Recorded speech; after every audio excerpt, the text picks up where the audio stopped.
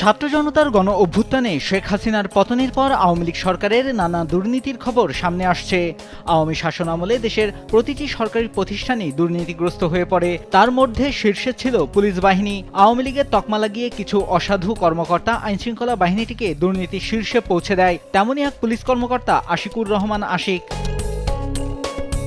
জানা যায় ২০১৭ সালে ময়মনসিংহ জেলা গোয়েন্দা পুলিশের ভারপ্রাপ্ত কর্মকর্তা হিসেবে যোগ দেন আশিক। তবে তার বেপরোয়া কর্মকাণ্ডের কারণে ২০১৮ সালের ১৯ জুলাই বদলি হন।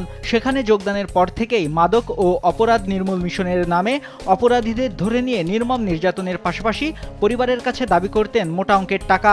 চাহিদা অনুযায়ী টাকা না পেলে দিতেন ক্রসফায়ার। আশিকের ক্রসফায়ারে নিহত নগরীর পুরোহিতপাড়ার রাজন, মুন্না, পায়েল ও ইদ্রিসের পরিবারের স্বজনদের চোখের পানি এখনো শুকায়নি। বাড়ি বিক্রি করেও আশিককে ১০ লাখ টাকা দিয়ে ছেলে মুন্নাকে বাঁচাতে পারেনি গর্ভধারিণী মা।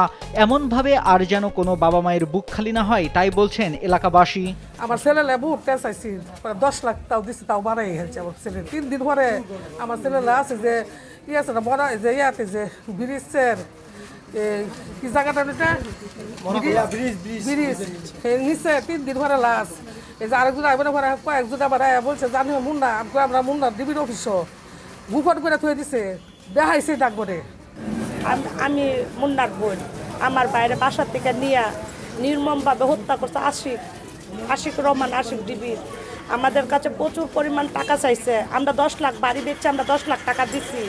বলছে আরও টাকা দরকার। পরে কইছে আমরা এত টাকা কোথায় পাই, না দিলে মাইরা লাইম। যেটা বলছে সেটাই করছে। আমার বাইরে মাইরা কেটখালি ব্রিজের নিচে পালাইতে দিচ্ছে। চোখের সামনে ওসি আশিক ছেলে রাজনকে 2টি গুলি করে হত্যা করে। মামলা করতে চাইলে বাবাকেও দেয়া হয় মেরে ফেলার হুমকি। গেল 20 অক্টোবর ময়মনসিংহ আদালতে আশিক সহ 17 জনের নামে মামলা করে ন্যায় বিচার প্রত্যাশা করেন এই হতভাগা বাবা। আমার ছেলেকে আশিক সাহেবের নেতৃত্বে আমার ছেলেকে ধরে লয়ে যায়। ধরে লয়ে যাওয়ার পরে আমি 23 তারিখে তার কাছে গেছি। যাওয়ার পরে সে আমাকে বলতেছে টাকা নিয়ে আসেন। কয় টাকা নিয়ে আসবো? ও 10 লাখ টাকা নিয়ে আসেন, আর নাইলে মাইরা ফেলবো। তখন আমি কান্দা করতে বহুত কষ্ট মষ্ট করে 3 লাখ টাকা তাদের নিয়ে দিচ্ছি। দেওয়ার পরেও কয় যান ছেড়ে দিব। ছেলেকেও কয় যে লকাবে দেখানির পরে তখন আমরা আয় বসছি ছেড়ে দিব। 24 তারিখে রাত্রে তারা আমার সামনে ক্রসফায়ার করে আমার ছেলের 2টা গুলি করছে আশিক নিজে।